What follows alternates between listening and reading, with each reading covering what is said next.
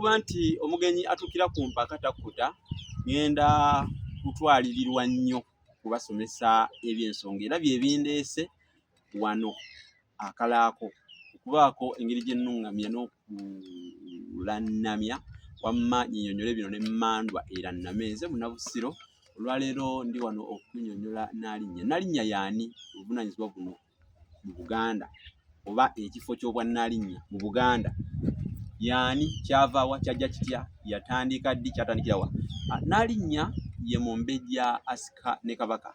Wano mu buwangwa bwa Buganda Nazzikuno nga omuntu bw'aba alya obusika, omusajja bw'aba asika bamuteekako n'omukazi. Kati omukazi oba omukyalo oyo asika n'omusajja ayitibwa lubuga kuva dda na dda. Wabula kyatandika mpola oluvannyuma mirembe bwe gyajjanga gikyuka ne lubuga wa Kabaka kumuyita Nnaalinnya, naye ng'edda liri baamuyitanga lubuga oba lubuga wa Kabaka kubanga asika n'omusajja ng'ali obusika ayitibwa lubuga. Wabula ekyenjawulo wa Kabaka ayitibwa Nnaalinnya lubuga, bagattakaako Nnaalinnya lubuga obutazikiriza kiri ekyasooka, naye nga kiwa Nnaalinnya baakitongozanga ekitiibwa ekikulu ekiyitibwa oyo Mumbejja alya obwa Kabaka oba asika ne Kabaka. Obwa Nnaalinnya bwatandika ku mulembe gwa Kabaka Chwa Nabakka.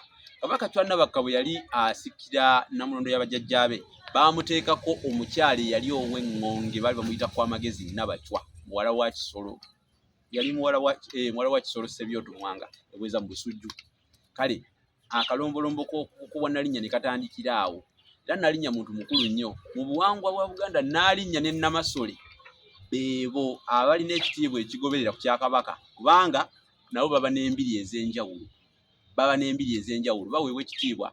Nnaalinnya wano mu Buganda abakazi tebalya magi, n'entunga, ensonzi, emmamba, enseenene, naye Namasole, Nnaalinnya n'abambejja abakulu ab'eŋŋoma baalyanga ebintu ebyo n'enkoko nga bo babirya.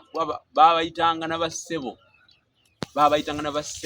naye ngenda kubajjukiza nti erinnya lino Nnaalinnya lyava wa? Lyatandikira ku mulembe gwa Kabaka Muteesa asooka. Kabaka Muteesa oluberyeberye yalina Omumbejja mwannyina eyali omwegendereza ennyo ow'essimbo ate nga wa lulembe ng'alembeggerera buli kimu ng'akikola mu lulembe. Kakati bwe baamuyitanga okujja okuba mu bibbo, jjukira nti Kabaka talya abeera mu bibbo. Bwe baamubagulizangako ng'oluggi lw'ebibbo nti ajja abeere mu bibbo, ye yalwangawo okutuuka. Kati yatuukanga n'ebibbo baabitadde dda mu ddumbiizi. Kabaka n'agamba mwannyinaze naye alinnya mu bibbo.